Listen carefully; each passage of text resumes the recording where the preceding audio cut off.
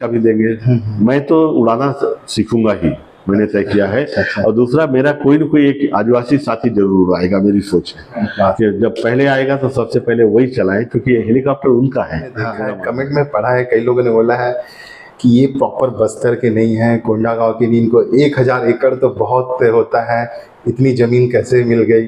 Sir उस पर कुछ कहना चाहोगे? देखिए, उनका सोचना सही है। चैनल के माध्यम से जो भी दर्शक है, कहना चाहूंगा कि खेती में वास्तव में पैसे भी उग सकते हैं खेतों में। डॉक्टर साहब, हेलीकॉप्टर क्यों खरीद रहे हैं ये तो पूरी दुनिया जान गई। सर वो हेलीकॉप्टर जब कोंडागांव बस्तर की धरती पे आएगा, यहीं पे लैंड होगा, यहीं पे उसका मेंटेनेंस होगा, तो कई लोगों के मन में सर अब सवाल उठेगा कि सर किसान सर हेलीकॉप्टर खरीद रहे हैं तो उसमें फ्यूल कहाँ से भरवाएंगे, उसको उड़ाएगा कौन, उसका मेंटेनेंस, ये सब चीज़ों को क्लियर कीजिए। नमस्कार, प्रणाम, दुआ सलाम। बस्तर एग्रो फार्म में आप सभी प्यारे सब्सक्राइबरों का, सम्मानित सब्सक्राइबरों का बस्तर कोंडागांव की धरती से हार्दिक स्वागत करता हूँ। और आज मैं बस्तर कोंडागांव की धरती पे हूँ और बहुत ही खास आदमी का आज मैं इंटरव्यू ले रहा हूँ, ठीक है, जो छत्तीसगढ़, बस्तर, कोंडागांव और लगभग पूरे इंडिया में किसानों को एक अलग ही लेवल पर लेकर गए हैं और अभी तक 4 बार सर्वश्रेष्ठ किसान अवार्ड से सम्मानित हो चुके हैं। और ये पूरा जो आप देख रहे हो बैकग्राउंड में, ये सर का ऑफिस है। और सर का परिचय कराने से पहले आप लोगों को लोगों ने नेता, अभिनेता और बहुतों को ऐसा देखे होंगे जो बहुत बड़े बड़े बिजनेसमैन होते हैं, जो हेलीकॉप्टर खरीदते हैं और अपने पर्सनल उपयोग के लिए उसमें सवारी करते हैं। और आज जो मैं ये वीडियो कवर कर रहा हूं, जो सर का इंटरव्यू ले रहा हूं, ये खेती के लिए बस्तर कोंडागांव की धरती में हेलीकॉप्टर लेके आ रहे हैं, जिससे ये खेती के काम में उपयोग लाएंगे।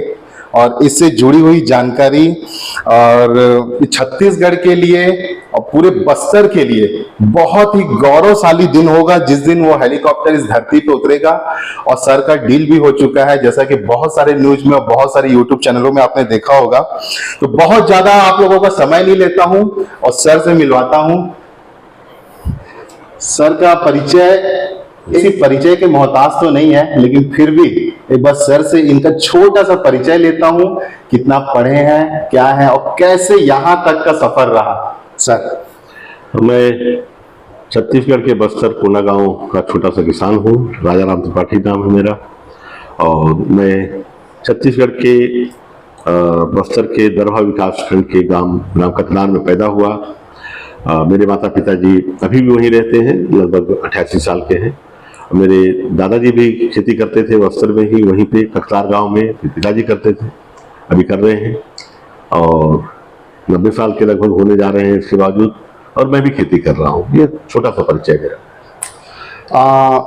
सर, ऑल इंडिया में जो सबसे सर्वश्रेष्ठ किसान का पुरस्कार होता है, उन सर को 4 बार मिल चुका है। और ये छत्तीसगढ़ और बस्तर के लिए बहुत ही बड़ा, मतलब देखा जाए तो बहुत बड़ा योगदान है किसान के हित में। डॉक्टर साहब, आप अभी पूरे हिंदुस्तान में हर एक चैनल पर, हर एक यूट्यूब चैनल पर, बड़े चैनल पर हेलीकॉप्टर वाले किसान के नाम से एकदम अभी वायरल चल रहे हैं, ठीक है। तो मैं सबसे पहले इस पे तो चर्चा करूंगा सर। ये तो बहुत मुख्य टॉपिक है, लोग जानना चाहते हैं कि एक किसान, क्योंकि अभी तक सर वो नेता, अभिनेता, बड़े बड़े अंबानी, टाटा, बिरला को देखे थे हेलीकॉप्टर खरीदते हुए, लेकिन एक किसान, तो उनके लिए ये बहुत ही इंटरेस्टिंग बात हो जाती है, ठीक है। तो सर इस पे तो हम इस टॉपिक पे चर्चा करेंगे ही। सर पहले मैं ये जानना चाहूंगा, जो आपका, कृष्णु भाई थोड़ा सा कैमरा घुमा देना, मां दंतेश्वरी हर्बल समूह, कोंडागांव, बस्तर, छत्तीसगढ़, सन 1996 से। सर ये जो आपका हर्बल समूह वाला ये जो है, और इसमें जो आप खेती कर रहे हैं सर, इसमें क्या ऐसा कुछ खास है और क्या ऐसा खेती हो रहा है कोंडागांव में जो लोग, पूरी दुनिया जानना चाहती है? सनी भाई, लगभग 30 साल पहले मैंने खेती में कुछ प्रयोग करने की ठानी थी। जी जी। और जैसे कि आपने शिक्षा दीक्षा पूछा, तो मेरी प्राथमिक शिक्षा ककलार गांव में हुई। ककलार में मिडिल स्कूल छिंदवार से पढ़ा। ये कौन से, कहाँ पे है सर ये गाँव? ये दरभा विकास खंड, अच्छा। जो झीरम घाटी कांड जहाँ सुनते हैं, जहाँ कांग्रेसी हमारे, अच्छा, 2013 में जो हुआ था। जी, बड़ा दुर्भाग्यजनक कांड हुआ था। हाँ, दुर्भाग्य। जिसमें करीब 30 से ज्यादा कांग्रेसी नेता मारे गए थे। तो जिस जगह ये कांड हुआ था उससे थोड़ी ही दूर पे जो मिडिल स्कूल है, वहीं पे मैंने 8वीं की परीक्षा दी थी। और वहीं के हम रहने वाले हैं, उसी विकास खंड के। जी। 8वीं के बाद ग्रामीण प्रतिभावान की स्कॉलरशिप मुझे मिली। जी। ग्रामीण प्रतिभावान जो गवर्नर की ओर से मिलती थी 100 रुपए प्रति माह। जी। और 100 रुपए उन दिनों बहुत होते थे। अच्छा। 70 रुपया मेस चार्ज आता था। अच्छा। और 5 रुपया लाइट चार्ज। अच्छा। और जनरल हॉस्टल था जगदलपुर में। जी। और वो स्कॉलरशिप नहीं मिलती तो शायद मैं आगे पढ़ना कठिन था। अच्छा अच्छा। क्योंकि बहुत बड़ा परिवार था और आमदनी बहुत ज्यादा नहीं थी। और ये पढ़ता तो जरूर, लेकिन जो जनरल हॉस्टल और बस्तर हाई स्कूल में भर्ती हो, ये सब शायद उस तरह से नहीं हो पाता। तो गवर्नमेंट से जो कि ग्रामीण परीक्षा पास करने के बाद जी। एक कॉम्पिटिटिव एग्जाम होता था। जी। उसमें जो सफल होते थे उनको 100 रुपए स्कॉलरशिप मिलती थी। तो ग्रामीण प्रतिभावान परीक्षा बोलती थी उससे। जी जी। उसके तहत पढ़े, फिर उसके बाद बीएससी गणित किया, फिर एमए इकोनॉमिक्स किया, क्योंकि एमएससी तब था नहीं। फिर एमए हिस्ट्री किया, फिर MA Hindi literature, MA English literature, फिर पॉलिटिकल साइंस में एमए, फिर सोशल साइंस में एमए, एलएलबी किया, एलएलबी कानून का ज्ञान लिया। तो लगातार पढ़ते रहे, फिर डॉक्टरेट के लिए शोध जमा किए और अभी भी पढ़ रहे हैं। अभी भी हाल में एक डॉक्टरेट का थीसिस जमा की है। जी जी। और खेती की बात अगर करें तो लगभग 30 साल हुआ हमें लगभग इस जैविक खेती और हर्बल या वनौषधियों की खेती में। जी जी जी। सर, इतना बड़ा जो आपका समूह चल रहा है, इसमें आपके सर कितने मेंबर? और सबसे पहले सर, मेंबर से पहले ये पूछूंगा, सर आपके परिवार के लोग कितना आपको इसमें सपोर्ट कर रहे हैं, सहयोग कर रहे हैं, जुड़े हुए हैं? क्योंकि कई बार ये होता है कि सबकी थिंकिंग अलग हो जाती है सर। आप खेती किसानी में हो तो कोई और अलग बिजनेस करना चाहता है, कोई अलग फील्ड में जाना चाहता है। तो आपके घर के मतलब भाभी जी, मैडम हो गए, फिर बच्चे, ये कैसे सपोर्ट मिलता है सर? देखिए, जब मैं पहले बैंक अफसर था, मैंने बताया, जिससे पहले एडीओ था, सहायक विकास विस्तार जी, वहां से रिजाइन दिया, उच्च श्रेणी शिक्षक में नौकरी लगी, फिर वहां से रिजाइन किया, फिर कॉलेज प्रोफेसर में भी लगा, फिर मैं बैंक अफसर बना। तो लगातार नौकरियां, बेहतर नौकरी की तलाश में थे, लेकिन कहीं मन नहीं रमता था, क्योंकि साइड में हम खेती भी कर रहे थे। जी जी। और बैंक में भी प्रावीण्यता सूची में दूसरा नंबर था मेरा। तो भविष्य काफी उज्जवल था बैंक में, प्रमोशन वगैरह को लेके। तो लेकिन दूसरी तरफ खेती करते थे, और जब खेतों में रहता था तो मेरा ध्यान बैंक में रहता था कि बैंक के टारगेट पूरे नहीं हो रहे हैं। और जब बैंक में रहता था तो मेरा ध्यान खेत में रहता था कि क्या हुआ नहीं हुआ। तो कश्मकश के बाद 99 में मैंने डिसाइड कर लिया कि मैं नौकरी छोड़ दूंगा और पूरी तरह से खेती करूंगा। और दूसरा एक कारण था, बैंक में जब मैं गया तो मुझे वसूली के जो बड़े टारगेट दिए गए, तो मैंने देखा कि ज्यादातर जो मेरे किसान हैं वो डिफॉल्टर हैं। जो ट्रैक्टर लिए हैं वो तो अनिवार्य रूप से डिफॉल्टर है, 90% किसान डिफॉल्टर है। तो मैं सोचने लगा कि किसान डिफॉल्टर अमूमन नहीं होता है, मतलब किसान कर्जे का बोझ समझता है, पटाना चाहता है, लेकिन क्यों नहीं पटा रहा है। तो जब मैंने इकोनॉमिक्स देखा तो मैंने पाया ज्यादातर खेती में अगर अपना मजदूरी को जोड़ दें और जमीन का रेंट या लीज को भी कुछ अंदाज करके जोड़ दे, जमीन भी तो एसेट है। हर साल मान लीजिए अगर आप खेती कर रहे हो, किसी से लीज पे ले रहे हो, या आप 5 लाख रुपए एकड़ या 10 लाख रुपए एकड़ खरीद के कर रहे हो, तो आपने इन्वेस्ट किया है, उसका ब्याज भी आपके खर्चे में जुड़ेगा। ठीक है। तो जब मैंने इकोनॉमिक्स देखा तो ज्यादातर खेती घाटे का सौदा। अच्छा। तो जब ज्यादातर खेती घाटे का सौदा मिली तो मैंने सोचा कि कुछ ऐसी खेती की जाए जो लाभदायक हो। तो लाभदायक खेती की खोज में मैं हर्बल की खेती, जैविक खेती, इन चीजों की ओर आया मैं। जी। लेकिन हमारे परिवार ने पूरा साथ दिया, उन्हें मेरे निर्णय पे भरोसा था, मेरी मेहनत पे भरोसा था। अच्छा। मेरे 7 भाई हैं, 7 भाई, माता पिता, चाची, हमारा संयुक्त परिवार है, 45 आदमियों का। अच्छा अच्छा। विशेष रूप से मेरी पत्नी बच्चे तो छोटे थे। अच्छा। इन्होंने मेरे निर्णय पे भरोसा किया और मुझे पूरा साथ दिया। अच्छा। फिर आदिवासी भाई, चूंकि मैं यहीं पैदा हुआ पला बड़ा, तो मेरे जो आदिवासी मित्र थे, अच्छा। साथी थे, तो उस गांव में अकेला मैं था जो गैर आदिवासी था। अच्छा। हालांकि मैं अपने आप को आदिवासी मानता रहा हूँ, अच्छा। क्योंकि उन्हीं के साथ पैदा हुआ, पला बढ़ा, खेला उनके साथ जंगलों में। अच्छा। और जड़ी बूटियों का ज्ञान भी मुझे इन आदिवासियों से मिला सबसे पहले। हाँ हाँ। मेरे गुरु भी रहे हैं। जड़ी बूटियों, पर्यावरण, पेड़ पौधों की भाषा, चिड़ियों की भाषा, अच्छा। जंगल की भाषा, धरती की भाषा, अच्छा। ये जो कुछ भी मैंने सीखा इन्हीं से सीखा। अच्छा।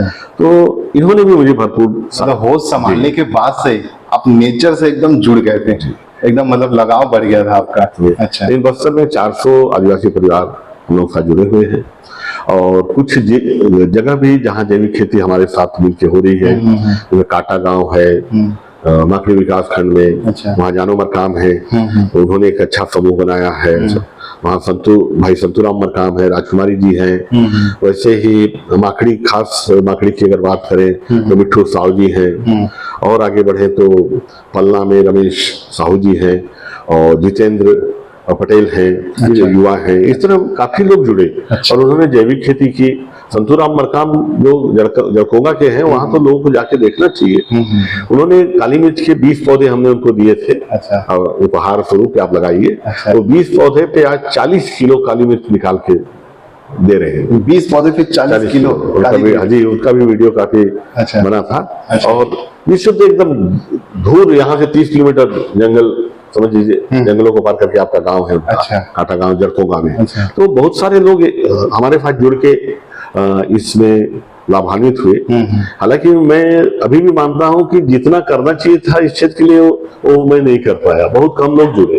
तो किसानी से, जो परंपरागत खेती से दूसरे में ले जाना किसानों के लिए बहुत कठिन है। तो किसान कई बार ना सरकार की योजनाएं आई, सोयाबीन कभी 25 साल पहले लगवाया गया, कभी सूरजमुखी लगवाया गया, बाद में जब बाजार नहीं मिलता ना तो किसान निराश हो जाता है, दिक्कत हो जाता है। और कई कंपनियां भी लगवाती हैं। जैसे मैं अपनी बात बताऊं, सफलता के अलावा मेरी असफलता की बहुत सारी कहानियां हैं।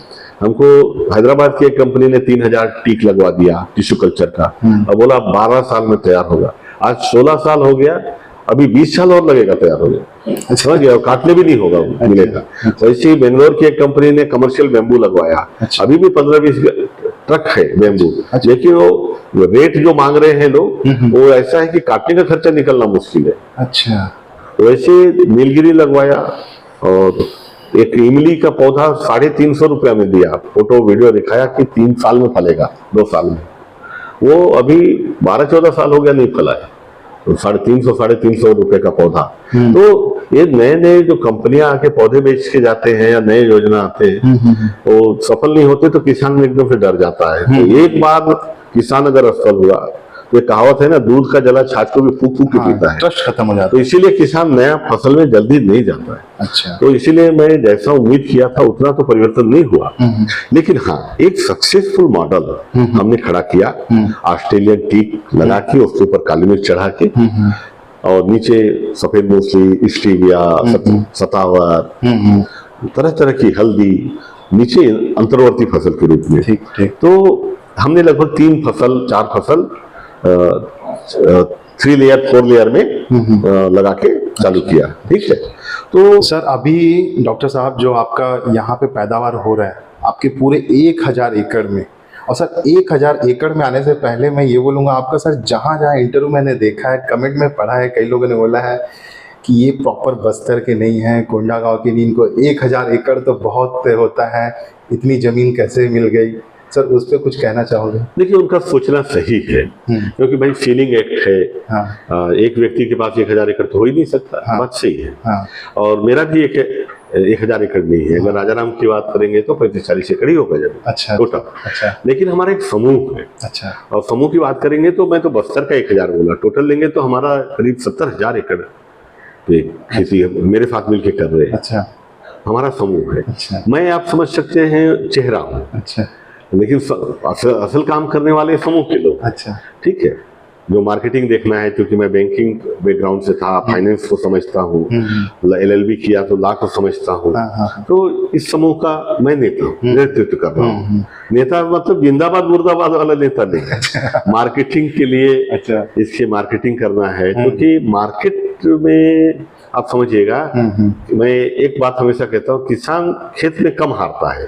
कभी कभी किसान खेत में भी हारता है, ज्यादा बारिश हो गया तो, कम बारिश हो गया तो, बीमारी आ गया तो, लेकिन खेत में जिंदा बच के आ भी जाता है ना कमा के, तो हारता वो बाजार में है। अच्छा, बाजार में क्या है, बाजार जो है सस्ता सस्ता में खरीदना चाहता है। हमारे देश का प्रवृत्ति है, आप देख लेंगे रिक्शा वाले से और किसान से हर कोई मोल भाव करेगा। आप मान लीजिए 20 रुपए का पालक खरीदने गए और 4 गड्डी दे रही है, 4 गुच्छे दे रही है, तो हम बोलेंगे 5 दे दो, और 5 दे रहा है तो हम बोलेंगे 6 दे दो। ठीक है, वैसे रिक्शा वाला अगर 100 रुपया बोलेगा तो हम बोलेंगे हम क्या नए आदमी समझते हो क्या, हम 70 देंगे, 80 देंगे। तो क्यों? क्योंकि कमजोर है, किसान कमजोर है, रिक्शा वाला कमजोर है। वहीं हम जाएंगे कॉफी पीने के लिए, कॉफी डे में तो 280 रुपया लिखा होगा, तो 280 देंगे, 20 रुपया बोलेंगे रख लीजिए आप, ठीक है। और बाटा अगर 7,999 लिखा है तो उतना बराबर हम देंगे, बराबर, ठीक है। तो मैं ये बोल रहा हूँ कि इसलिए क्या है, बाजार जो है, मार्केट जो है मार्केट बन गया। वो मार्केट में हमारे व्यवसाय एक मत है, बिजनेसमैन, ट्रेडर्स, दलाल, एजेंट, बिल्कुल ये सब एक है। सुबह उठे मोबाइल पे, टेलीफोन पे, हेलो क्या रेट चल रहा है, पूरा मिलके तय करते हैं। अब अकेला राजा राम जी जाएंगे तो कोई ना कोई उसका शिकार करेगा। तो इसके लिए जब हम एक मत हो जाते हैं, एकजुट हो जाते हैं, हम भी आपस में रेट अपना हम तय करते हैं, इससे कम में कोई नहीं देगा। जड़ी बूटी में हो सकता है, धान गेहूं में नहीं हो सकता, क्योंकि हमारा समूह छोटा है, जड़ी बूटी उगाने वाले भी बहुत सारे किसान नहीं है, तो छोटा समूह है। तो हमने एक पूरा ग्रुप बना दिया, central herbal agro marketing federation of India, जिसमें बहुत सारे किसान हैं। तो देख लो भाई, ये सर का जो आप लोगों का कमेंट आता था, किसी एक व्यक्ति का बस्तर जैसी जगह पे 1000 एकड़, ये सर ने इसको क्लियर कर दिया, ठीक है। और सर अब मैं एक दूसरे टॉपिक में आ रहा हूँ। आपकी फैमिली बैकग्राउंड से बात हो गई, आपके शिक्षा के ऊपर बात हो गई, ठीक है, मार्केटिंग पे थोड़ी बहुत बात हो गई। सर ये जो आपके यहाँ जितना पैदावार हो रहा है, इसमें मुख्यतः इंडिया से बाहर क्या जा रहा है सर, यहाँ से बस्तर से होकर? देखिए, मैं जो भी उगाता हूँ, हाँ, हमेशा 2-3 चीजें ख्याल रखता हूँ। पहला चीज, पेरिशेबल आइटम नहीं होना चाहिए।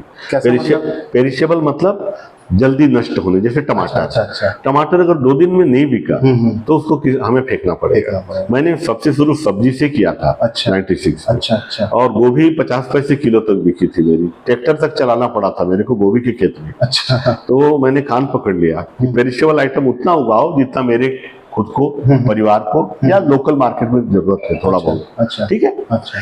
तो पहली चीज, पेरिशेबल नहीं होना चाहिए। जैसे काली मिर्च उगाते हैं तो 4 साल तक चलता है, खराब नहीं होगा। सफेद मूंगफली 4 साल तक खराब नहीं होगा, रखे रहिए आप। अच्छा। जब रेट अच्छा आएगा तो बेचेंगे। ठीक, तो पेरिशेबल नहीं होना चाहिए। दूसरा क्या है कि ऐसी चीज उगाओ जो इंडिया में और बाहर भी जिसका डिमांड हो। अच्छा। एक्सपोर्ट में भी। अच्छा। खाली एक्सपोर्ट के लिए भी नहीं उगाना है। अच्छा। मान लीजिए एक्सपोर्टर रिजेक्ट कर दिया आपका, किसी रीजन से, तो इंडिया में भी बिकना चाहिए। तो हम ये देखते हैं डोमेस्टिक मार्केट और एक्सपोर्ट मार्केट, घरेलू बाजार और विदेशी निर्यात, दोनों के लिए फसलें हो। तो हम समय समय पे चेंज करते हैं। ऐसा नहीं कि 30 साल से एक ही क्रॉप लगा रहे हैं। हम किसानों को एक ही क्रॉप पे स्टिक नहीं करना चाहिए। जिस तरह से ताश का पत्ता फेंकते रहते हैं, बदलते रहते हैं, वैसे ही बाजार की जरूरत के अनुरूप उगाना है। ठीक है, बाजार को जो जरूरत है। फिर दूसरा देखना है डिमांड एंड सप्लाई, मांग और पूर्ति में गैप होना चाहिए। ठीक, जैसे सफेद मूंगफली में हमारा अनुभव था। हम शुरू किए तो शुरू में हमको 97-98 में अच्छा प्रॉफिट हुआ, लेकिन 2002 3 जाते जाते उसका रेट 1600 से 400 हो गया। बिल्कुल। ठीक है, छोटे किसान उड़ गए। आज सफेद मूंगफली का नाम सुन के भाग खड़े होते हैं, उसे दुखद दास्तान बोलते हैं, लेकिन हमने नहीं छोड़ा। अच्छा भाई, 1600 रुपया में जो किसान का माल बिकता था, अगर उसका रेट 400 हो जाएगा तो क्या करेगा? आत्महत्या करेगा। और जो बैंक से कर्जा लेके किया है वो क्या करेगा? उस समय मैंने 1,56,00,000 रुपया हमारे समूह ने कर्जा लिया था। अच्छा। स्टेट बैंक के एडीबी ब्रांच से 99 में सर, 2002 में, मतलब 2001 में लिया। अच्छा। 2-3 में पटाने का है। अच्छा। और वो पटाने का टाइम में रेट क्या हो गया? डाउन हो गया, 400 रुपया हो गया। तो ये हालत हो गया कि हमारी जमीनें नीलाम होने लग गई। हमने इतना डाउनफॉल भी देखा, लेकिन हमने छोड़ा नहीं। आज भी सफेद मूसली लगा रहे हैं, आज भी बड़े पैमाने पे लगा रहे हैं। उसका प्रोसेसिंग यूनिट बनाए, उसको कैप्सूल बनाए हम प्योर ऑर्गेनिक। यहाँ तक कि कैप्सूल का जो खोल है, जो केमिकल का जिलेटिन का होता है, वो भी हमने मेथी की स्टार्च से बनवाया, प्योर ऑर्गेनिक। अच्छा। अंतर्राष्ट्रीय गुणवत्ता का, जिससे क्या हुआ कि हमें बाजार अच्छा मिल गया। तो क्वालिटी होना चाहिए, डिमांड होना चाहिए, उसका बाजार उन्मुख होना चाहिए, पेरिशेबल नहीं होना चाहिए। इस तरह से हमने सफेद मूसली, स्टीविया का खेती नया चालू किया। स्टीविया क्या, उसका पत्ती शक्कर से 25 गुना मीठा है। अच्छा, शक्कर से 25 गुना स्टीविया का। हाँ, 1 किलो पत्ती बराबर 25 किलो शक्कर। अच्छा। और 0 कैलोरी है वो। 0 कैलोरी भी है? 0 कैलोरी तो अच्छी बात हो गई। और सबसे ज्यादा डायबिटिक कहाँ पर है विश्व में? इंडिया में। इंडिया में। हाँ। तो अभी हम लोग केमिकल खा रहे हैं, और पत्ता यानी नेचुरल। तो केमिकल जितना है ज्यादातर नुकसान पहुंचाता है। जैसे एक एस्पार्टेम बोल के एक केमिकल है, जिसको गोली वगैरह में हमारे यहाँ बहुत बिकता था, वो जहर है एक तरह से। रिसर्च से होके आया कि जो शुगर फ्री के रूप में उसको खा रहे हैं गोली, उनका किडनी फेलियर बहुत हुआ। इंग्लैंड में बैन लग गया, लेकिन हमारे देश में काफी दिनों से चल ही रहा। सर्टिफाइड ऑर्गेनिक, जैसे कि आप पीछे देख रहे हैं, ऑर्गेनिक सर्टिफिकेशन है। और इतना ही नहीं, हम लोगों का फार्म जो है चिकलपुटी वाला भारत का पहला फार्म है। अच्छा। जो सर्टिफाइड ऑर्गेनिक है। सन 98 में 98 में हमने अप्लाई किया, और सन 2001 में हमको सर्टिफिकेट मिल गया। अच्छा। हाँ। देखो, पहले क्या था, पूरा केमिकल दवाइयाँ थी, लेकिन कोरोना ने सिखा दिया कि अब नेचुरल चीज, जो आपके रोग प्रतिरोधक क्षमता को शरीर को बढ़ाए। तो अब बॉटेनिकल चाहिए, तो वो उन कंपनियों के लिए जो बॉटेनिकल चाहिए, उसको मैं, मेरे जैसे और मेरे आदिवासी भाई किसान, क्योंकि बस्तर में ज्यादातर आदिवासी किसान रहते हैं, और इनकी जमीनें भी अगर बोलेंगे तो ज्यादातर इन्हीं लोगों का जमीन है। हाँ। और वो खुद खेती करते हैं, ऐसा नहीं कि उनका खेती मैं करता हूँ। हम मार्केट जाते समय, समझना बात को, हमारा समूह है मार्केटिंग के लिए। जैसे मान लीजिए राह जी कर देंगे 2 एकड़ में, भैया मैं मूसली लगाऊंगा, लगा लीजिए। अच्छा। या काली मिर्च लगा दिया, इनका 5 क्विंटल काली मिर्च आया। अच्छा, इनका आप लीज पे ले लीजिए? ना लीज नहीं, वो खेती वो करेंगे। अच्छा। उनको मैं तरीका सिखा दूंगा, मेरे खेत पे आओ, देख लो, आप करो।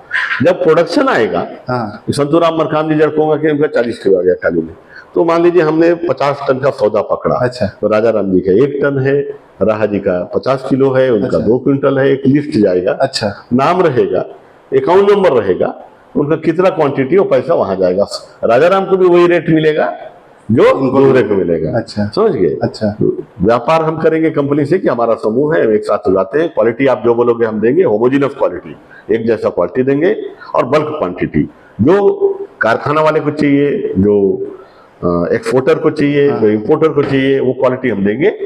रेट सबको बराबर मिलना है। राजा राम जी कोई दलाल या बिजनेसमैन नहीं कि राहा जी का खरीद लिए, सन्नी जी का खरीद लिए, संतूराम मरकाम का खरीद के फिर ज्यादा कीमत में बेच के कमाएंगे। अगर ये दलाली खाना था, कमीशन खाना था, तो बैंक बढ़िया जगह था, वहां मैं अभी बड़े पोस्ट पे रहता, वहां ज्यादा कमा सकता था, वो कीचड़ में ज्यादा नहीं पड़ता। हाँ। और ठीक है डॉक्टर साहब, आप बहुत बारीकी से सब चीजों को बताए। अब एक चीज ये है डॉक्टर साहब, जब से आपका हेलीकॉप्टर वाला किसान नाम से पूरा वीडियो फोटो वायरल हो रहा है, काफी युवा 18 से लेके सर 38 साल 40 साल के मतलब जो युवा है, हम कैसे ये किसान को देखें, हम कैसे इनको फॉलो करें, क्या सीखें, उनके लिए कोई मैसेज सर? कई जो अभी जो बेरोजगार हैं, जो और कुछ मतलब आपका एग्रीकल्चर फील्ड में एकदम करना चाहते हैं, मैं कमेंट पढ़ रहा था आपके कई वीडियो पे, हाँ मुझे एग्रीकल्चर में पढ़ाई कर रहा हूँ, ये कर रहा हूँ, तो आगे भविष्य देखते हुए उनको क्या करना चाहिए, आप सलाह दीजिए। देखो, पहली बात तो मैं बताऊं कि इस देश में करीब 54 करोड़ युवा है। इस विश्व में हम नंबर 1 किस में हैं? जनसंख्या में 1 अरब 42 करोड़। हाँ। तो इतने लोगों का पेट कौन भरेगा? कहाँ से भरेंगे? इंपोर्ट करके नहीं भर सकते, खेती से भरा जाएगा। तो सबसे पहले खेती में युवाओं की जरूरत है, पहली बात। और दूसरी बात, 54 करोड़ युवाओं को कोई भी उद्योग, बड़े बड़े हमारे उद्योगपति हैं, सभी का मैं आदर करता हूं, कोई उद्योगपति नहीं दे सकता रोजगार, और ना स्टेट गवर्नमेंट दे सकती है कोई भी 54 करोड़ लोगों को, और ना ही केंद्र सरकार दे सकती है। ठीक है? ठीक। ना आप समझ लीजिए कि इतने बड़ी संख्या में जो युवा हैं, उनको ना केंद्र सरकार दे सकती है, इतने लोगों को रोजगार, नौकरी है ही नहीं। हाँ। और ना ही सर्विस सेक्टर में, जैसे जोमेटो है, स्विगी है, पहुंचा रहे हैं, सर्विस सेक्टर में भी इतनी नौकरियां नहीं है। तो 54 करोड़ युवाओं को कहाँ रोजगार मिलेगा? खेती ही एक जगह है जहां रोजगार मिल सकता है, पहली बात। दूसरी, खेती में अपार संभावनाएं हैं, अपार संभावनाएं हैं। मतलब लोग सोचते हैं धान गेहूं चना ही नहीं खेती, ऐसा नहीं है। हॉर्टिकल्चर भी है, फिशरीज भी है, मुर्गी पालन है, बतख पालन है, सुअर पालन है, मोती बनाने का है, ठीक है, पल कल्चर है, बहुत लंबी है। मसालों की खेती है, रेशम की खेती है, सेरिकल्चर है, मतलब मधुमक्खियों की खेती बड़ा अच्छा आपने बताया, शहद का, गुड़ का, जेगरी का, तो इतना बड़ा सेगमेंट है, इसमें सबके लिए जगह है। अच्छा। क्योंकि अमेरिका हमने लगातार एक्सपोर्ट किया, और वो दौर था जब अमेरिका हमारे आम को, हमारी सब्जियों को रिजेक्ट कर देता था कि इसमें केमिकल रेसिड्यूस है, इसमें कीड़ा आ गया है। उस दौर में हमने लगातार 3 साल तक कोई रिजेक्ट नहीं हुआ। हमने ये उनका अभिमान तोड़ा कि भारत के किसान क्वालिटी में अमेरिका को बराबरी नहीं कर सकते, और इसके कारण हमको नेशनल हॉर्टिकल्चर बोर्ड और confederation of Indian horticulture CIH ने बेस्ट एक्सपोर्टर अवार्ड दिया। तो मैं युवा पीढ़ी को यही बताना चाहता हूं कि आप सारे सपने खेती के जरिए पूरा कर सकते हैं, हाई वैल्यू क्रॉप में जुड़ के, नई फसलों को चुन के, नई टेक्नोलॉजी को लेके। जैसे हम ड्रोन का काफी दिनों तक उपयोग किए, ड्रोन से उड़ा के भी हमने खेती करने की कोशिश की। अब ड्रोन से अगर हमारी जरूरत पूरी नहीं होती, हम 50 गांवों को की बीमारी से मुक्त बनाना चाहते, चाहे मक्का हो चाहे धान हो, उनके साथ मिलके, तो हमने क्या खरीदा? ट्रैक्टर खरीदा। ट्रैक्टर विशुद्ध रूप से खेती के लिए खरीदा। लोग ये मत सोचे कि सैर सपाटे के लिए या पिकनिक के लिए खरीद रहे हैं। हमने देखा कि एक गांव में अगर 1000 एकड़ में, अभी 1 एकड़ में 3000 का खर्चा है, 1000 का समझ लीजिए 1500 का दवाई लग गया और 1500 रुपया मजदूर जो सिंचाई किया, तो 1000 एकड़ में 30 लाख का खर्चा हुआ। वही अगर हम हवाई जहाज से करते हैं तो समझ लीजिए कि 4 घंटे में पूरा कर देगा, और 2-2.5 लाख 3 लाख रुपया का ट्रैक्टर, अपना हेलीकॉप्टर का, देखो ट्रैक्टर सब पहले आता है किसान के मुंह में, तो हेलीकॉप्टर का खर्चा आएगा 3 लाख, और 3 लाख का दवाई डाले, 6 या 7 लाख में हो गया। वो 30 लाख का खर्चा, 25 लाख का खर्चा, यानी हमने 60% बचत किया। तो हम ये अपना ट्रैक्टर लेते हैं तो 10 आदमी का काम एक ट्रैक्टर करेगा, सोच के करते हैं। वैसे हेलीकॉप्टर जो है महीना भर का काम को घंटा में करेगा। और जो बीमारियां फैल की, जैसे मान लीजिए 100 किसान है, 99 किसान ने डाला, एक ने नहीं डाला, तो बीमारी वापस आएगी। लेकिन जब हम पूरे गांव में एक साथ डाल देते हैं तो 15 से 20% जो हर साल नुकसान होता है, क्योंकि हम ये मत सोचना कि हम दवाई डालते हैं तो बच जाता है फसल, फसल में 15-20% लॉस होता ही है जी। तो लेकिन यदि एक साथ पूरे में डाल दें तो क्या होगा, वो 20% हमको मिल जाएगा, वो करोड़ों रुपए में। तो हेलीकॉप्टर उपयोग के लिए लिया जा रहा है, नंबर 1। दूसरा, जो जंगल में आग लगता है, जैसे मेरे प्लांटेशन से काली मिर्च और उसके ऑस्ट्रेलियन टीक के, उनमें आग लग जाता है तो पूरा काली मिर्च जल जाएगा, तो तुरंत बुझाना है। जब तक हम पहुंचेंगे तब तक तो स्वाहा हो जाता है, करोड़ों का नुकसान होता है। ड्रिप भी जल गया है हमारा 100 एकड़ का। तो ये 1300 kg का हम बकेट लगवा रहे हैं हेलीकॉप्टर में, जो कि 10 से 15 मिनट में जाके हम उसको तुरंत बुझा देंगे। कैसा बकेट होगा सर वो? पानी के लिए। अच्छा। स्प्रेयर भी लगा रहे हैं।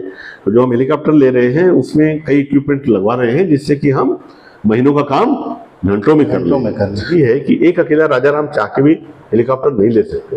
तो ये ईर्ष्या और इन छोटी छोटी बातों से अगर हम ऊपर उठ के सामूहिकता की भावना से काम करेंगे तो हम जेट भी खरीद सकते हैं। बिल्कुल, कोई असंभव नहीं है। डॉक्टर साहब, हेलीकॉप्टर क्यों खरीद रहे हैं ये तो पूरी दुनिया जान गई। सर, वो हेलीकॉप्टर जब कोंडागांव बस्तर की धरती पे आएगा, यहीं पे लैंड होगा, यहीं पे उसका मेंटेनेंस होगा, तो कई लोगों के मन में सर अब सवाल उठेगा कि सर किसान सर हेलीकॉप्टर खरीद रहे हैं तो उसमें फ्यूल कहाँ से भरवाएंगे, उसको उड़ाएगा कौन, उसका मेंटेनेंस, ये सब चीज़ों को क्लियर कीजिए सर। देखिए, ऐसा है कि जो घोड़ा खरीदता है तो घोड़े के दाना भूसा और चाबुक की व्यवस्था करता है।